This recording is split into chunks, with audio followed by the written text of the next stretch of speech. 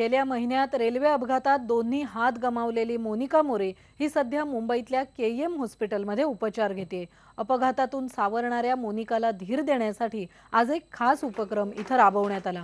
भाजपचे नेते किरीट सोमय्या यांच्या प्रयत्नामुळे गेल्या काही वर्षात रेल्वे अपघातात जखमी झालेल्या पण त्यातून सावरून आपलं आयुष्य नव्यानं जिद्दीनं जगणाऱ्या काही जणांनी मोनिकाची आज एकत्रित भेट घेतली। मोनिकाच्या चेहऱ्यावर त्यामुळे हसू आलं।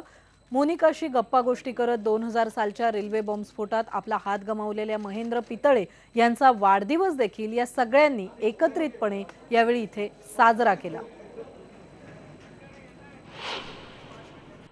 जेव्हा 11 जुलै 2000 साला रात्री डॉक्टरने मला सांगितलं की तुमचा हात कट करावा लागेल, तेव्हा तर माझ्यासमोर बरेच प्रश्न उभे होते, कारण मी डिझायनिंग फील्डमध्ये असल्याने मला दोन्ही हाताची खरी गरज असते।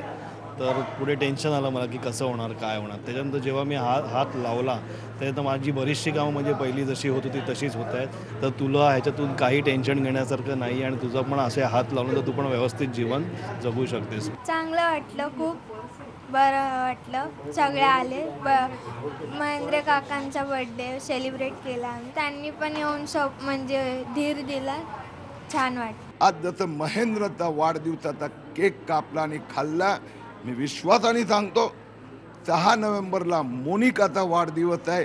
ती तिच्या हाताने म्हणजे इलेक्ट्रॉनिक हाताने केक कापून आम्ही तो केक खाणार, पूर्ण विश्वास आहे।